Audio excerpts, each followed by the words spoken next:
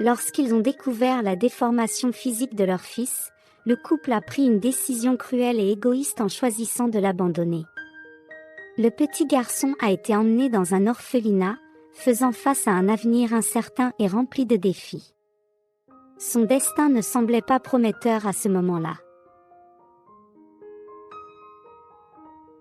Monique et Pierre, un couple qui jouissait pleinement de leur carrière en plein essor, ont été surpris par la nouvelle de la grossesse de manière inattendue. Pour eux, c'était la dernière chose qu'ils souhaitaient à ce moment de leur vie. Leur routine de fête et de voyage qu'ils appréciaient tant risquait d'être remplacée par une vie pleine de responsabilités. Alors que la plupart des futurs parents sont généralement submergés par un flot de bonheur et d'attente en préparant l'arrivée du bébé, dans le cas de Monique et Pierre, la situation était bien différente. Ils évitaient de parler ouvertement de la grossesse évidente, et ce sentiment graduel et magique d'amour qui naît normalement pour le bébé dans le ventre ne semblait tout simplement pas émerger entre eux. Tandis qu'ils faisaient face à cette nouvelle réalité, une autre nouvelle était sur le point de surgir, augmentant encore plus la tension dans la situation. Monique et Pierre commençaient lentement à se résigner aux changements imminents dans leur vie lorsque, lors d'un examen de routine, une nouvelle bouleversante redéfinissait complètement le cours du voyage qui les attendait en tant que parents, ainsi que celui du petit bébé qui grandissait dans le ventre de Monique. En examinant attentivement les images, le médecin révéla une déformation préoccupante sur l'une des jambes du bébé. Avec tristesse, il informa le couple que la jambe droite du bébé n'avait pas de pied et s'étendait seulement jusqu'au genou. Dans un silence pesant, le couple rentra chez lui après avoir reçu cette nouvelle choquante. La grossesse inattendue avait déjà mis à l'épreuve l'harmonie de leur vie égocentrique, mais la perspective d'un bébé avec un handicap semblait être le point crucial pour ce couple habitué à une existence superficielle. C'est à ce moment-là qu'ils prirent une décision qui changerait le destin du bébé. Ils en vinrent à la conclusion qu'ils mettraient leur propre enfant à l'adoption. La décision prise par le couple était, en effet, cruelle et égoïste, cherchant à mettre fin à ce chapitre de leur vie et à reprendre leur vie normale comme si rien ne s'était passé. Le jour de l'accouchement arriva enfin, et ce fut une expérience relativement calme. Le bébé est venu au monde, un magnifique garçon avec les cheveux foncés de Pierre et les yeux verts de Monique. Son cri puissant a rempli la salle d'accouchement, donnant vie et énergie à l'environnement. Cependant, ce cri portait un sentiment implicite, comme si le bébé savait qu'il allait bientôt être abandonné par ses propres parents biologiques. Sa déformation n'était qu'un détail insignifiant. Le bébé était parfait dans sa propre singularité, apportant avec lui la beauté et la pureté inhérentes à toute nouvelle vie. Les parents semblaient être aveugles à cette vérité, absorbés par leur décision de se séparer de leur enfant. Monique et Pierre ne pouvaient pas regarder leur fils dans les yeux. Quand on leur demandait un nom pour lui, ils répondaient presque automatiquement « Bernard ». Avec seulement quelques jours de vie, Bernard fut emmené dans un orphelinat. Malheureusement, la vie de Bernard prit un tournant difficile dès le début. Alors que les nouveau-nés sont généralement rapidement adoptés, son handicap le rendait moins attrayant pour les parents intéressés par l'adoption. Une réalité cruelle qui le laissait de côté, luttant pour trouver une famille qui l'aimerait et l'accueillerait comme il le méritait. Les jours à l'orphelinat s'étiraient, et Bernard grandissait sans la présence de ses parents biologiques. Sa vie commença sous l'ombre d'un choix qu'il n'avait pas fait, et l'incertitude quant à son avenir était constante. Malgré les circonstances adverses, Bernard restait un adorable bébé, avec un sourire captivant et des yeux curieux cherchant de l'affection et des soins. Au fur et à mesure que Bernard grandissait, ses chances d'adoption diminuaient considérablement. Cependant, grâce à des dons généreux, le garçon put accéder à une prothèse qui lui permit de faire ses premiers pas. Il était extrêmement aimé par le personnel de l'orphelinat, qui l'accueillait avec affection et soin. À l'âge de 5 ans, Bernard commençait déjà à comprendre la difficile réalité de son histoire. Il observait beaucoup d'autres enfants quitter l'orphelinat pour être adoptés par des familles aimantes, tandis qu'il restait là, conscient de son handicap qui le rendait différent des autres. La notion d'avoir été abandonné commençait à devenir plus claire dans son esprit innocent. La prise de conscience de sa singularité et l'observation des opportunités qui lui avaient été refusées en raison de son handicap commençaient à façonner sa compréhension de la vie. Même si jeune, Bernard faisait face aux complexités du rejet et de l'exclusion, essayant de trouver sa place dans un monde qui ne pouvait souvent pas voir au-delà des apparences. À l'orphelinat, il y avait parfois des événements spéciaux organisés par des bénévoles généreux qui consacraient leur temps pour passer la journée avec les enfants. Ces moments étaient remplis de joie et d'émotion, apportant un peu de réconfort et de tendresse aux jeunes résidents. Beaucoup de volontaires apportaient des cadeaux pour les enfants, ce qui remplissait l'atmosphère d'attente et de gratitude. Ils tenaient à offrir des moments de divertissement et de détente en organisant des fêtes pour célébrer les anniversaires de ceux qui étaient nés ce mois-là. Le mois où Bernard a eu 5 ans, une fête spéciale a été organisée à l'orphelinat pour célébrer son anniversaire, ainsi que celui d'autres enfants qui vivaient également là-bas. L'endroit était tout décoré, avec des ballons colorés ornant chaque coin. Les bénévoles avaient dressé une grande table remplie de friandises pour les enfants, et des jouets gonflables et des clowns animaient l'ambiance, la remplissant de joie et d'enthousiasme. Bernard était assis dans un coin, visiblement triste, tandis qu'il observait les autres enfants courir et s'amuser. La raison de sa mélancolie était que sa vieille prothèse s'était cassée la veille. La prothèse, en plus d'être très ancienne, était devenue petite et inconfortable depuis longtemps, rendant ses mouvements difficiles et lui causant un inconfort physique. Anne, l'une des volontaires, remarqua Bernard seul et triste pendant la fête. Comme c'était la première fois qu'Anne participait au projet, elle ne connaissait pas encore Bernard ni son histoire.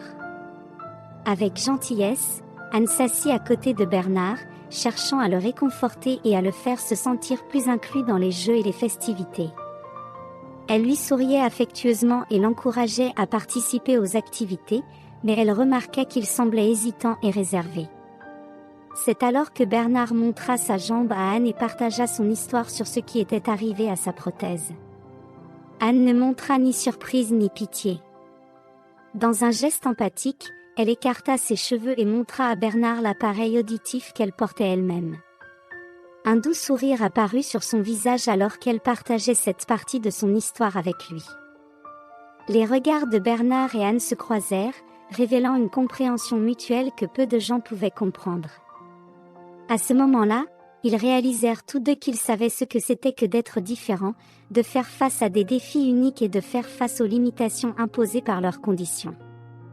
Après ce jour spécial, Anne devint une présence constante dans la vie de Bernard.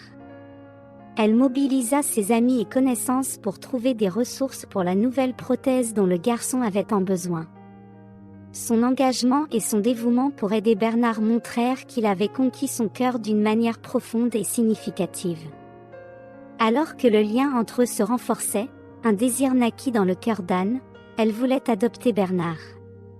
Cette décision n'a pas été prise de manière impulsive, mais elle était le fruit d'un amour véritable qui avait grandi entre eux au fil du temps. Quand Anne a parlé à Bernard de la possibilité de l'adopter, le garçon était ravi et ému d'apprendre que quelqu'un l'avait choisi. Ses yeux brillaient de joie et de gratitude, tandis que son sourire reflétait l'espoir qui s'épanouissait dans son cœur. Bernard pouvait à peine croire qu'il avait enfin trouvé une famille qui l'accueillerait et l'aimerait comme il l'avait toujours souhaité. De son côté, Anne était profondément émue en réalisant combien Bernard ressentait le poids de l'abandon qui avait été sa réalité pendant ses 5 courtes années de vie. En peu de temps, les formalités administratives ont été réglées et Bernard et Anne sont officiellement devenus une famille. Ils sont devenus mère et fils de cœur, partageant non seulement un foyer, mais aussi des rêves, des joies et des défis. Bien qu'elle ne soit pas riche, Anne avait une carrière solide et un dévouement infatigable pour fournir à Bernard tout ce dont il avait besoin pour s'épanouir malgré son handicap physique. Elle travaillait dur et économisait chaque centime pour s'assurer que son fils adoptif ait accès à une éducation d'excellence, à des soins médicaux et à toutes les opportunités possibles pour prospérer. Les années ont passé et Bernard a grandi entouré de l'amour et du soutien inconditionnel d'Anne. Avec détermination et talent, il s'est démarqué en tant que professionnel dans le domaine de la technologie, se spécialisant dans la sécurité numérique. Ses connaissances et compétences l'ont amené à devenir un consultant recherché par les entreprises en quête de solutions innovantes et efficaces pour protéger leurs systèmes. C'est l'activité professionnelle de Bernard qui l'a conduit à une rencontre inattendue. Ce jour-là, il était prévu qu'il donne une conférence aux employés d'une banque.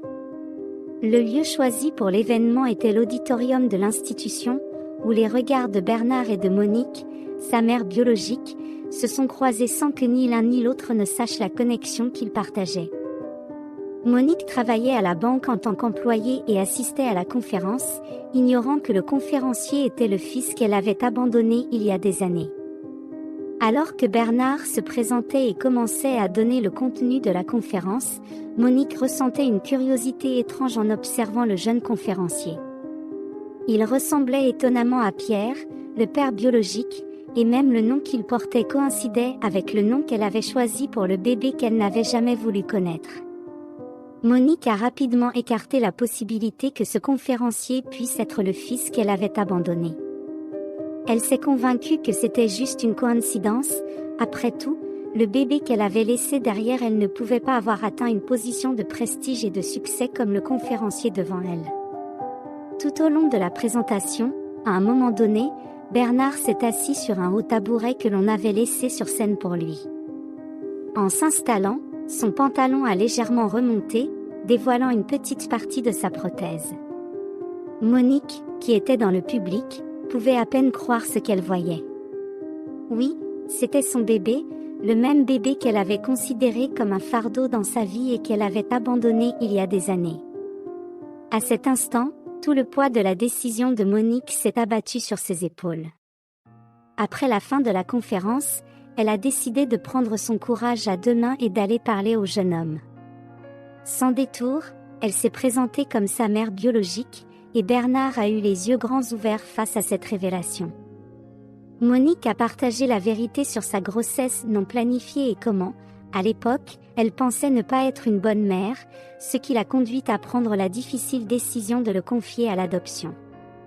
Elle a admis qu'elle avait des doutes sur son avenir et qu'elle croyait qu'il ne se développerait peut-être pas bien, mais en le voyant là, si réussi, elle était surprise et souhaitait faire partie de sa vie pour apaiser la culpabilité qu'elle ressentait. Bernard a pris une profonde inspiration, se préparant à exprimer sa réponse franche et profonde. Il a regardé Monique dans les yeux et a dit « Je suis heureux de vous rencontrer enfin, car j'ai toujours été curieux de savoir qui était ma mère biologique. Cependant, vous êtes venu me voir en vous disant être ma mère, sans même chercher à savoir si je savais que j'étais adoptée. Vous auriez pu me révéler quelque chose de nouveau. Mais je sais que j'ai été adoptée, je sais aussi que j'ai passé 5 ans dans un orphelinat, ressentant le poids de l'abandon et du rejet. Seule ma vraie mère et moi savons combien de travail il a fallu pour que j'atteigne la position éminente où je me trouve aujourd'hui. » Bernard continua, fermement dans ses paroles.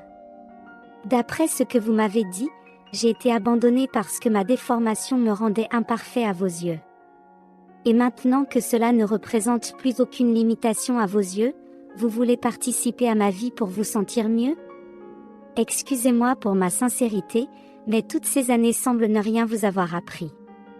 Je vous souhaite une vie heureuse et épanouie, car moi, je l'ai déjà, aux côtés de la mère qui a choisi de m'aimer. » Les paroles de Bernard reflétaient la force et la sagesse qu'il avait accumulées tout au long de son parcours. Il avait affronté la douleur de l'abandon, surmonté ses propres insécurités et était devenu un homme sûr de lui et de l'amour qu'il avait trouvé auprès de sa mère adoptive. Les paroles dures de Bernard résonnaient dans l'esprit de Monique, suscitant en elle un mélange d'émotions. Elle ressentait le poids de ses actes passés, le regret et la tristesse pour le choix qu'elle avait fait il y a des années. Les paroles sincères de son fils biologique touchèrent son cœur, éveillant en elle une prise de conscience des conséquences de ses décisions. Pour Bernard, c'était la fin d'un chapitre de son histoire. Il avait exprimé ses émotions, ses douleurs et sa vérité de manière claire et directe. Ses paroles étaient une déclaration d'indépendance émotionnelle, une affirmation qu'il ne permettrait pas que le passé le définisse ou l'empêche de vivre une vie pleine et heureuse aux côtés de sa famille qu'il aimait. La vie nous apprend que toutes les histoires n'ont pas une fin parfaite ou une conclusion commune.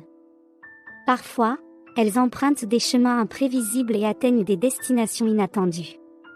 Son expérience avec Monique lui a enseigné que la vraie famille est faite de liens d'amour, de respect et d'acceptation. Si vous avez aimé l'histoire, je vous prie de bien vouloir laisser un « j'aime » et cette autre vidéo qui apparaît à l'écran maintenant pourrait également vous émouvoir. Je vous souhaite une bonne séance et à la prochaine vidéo.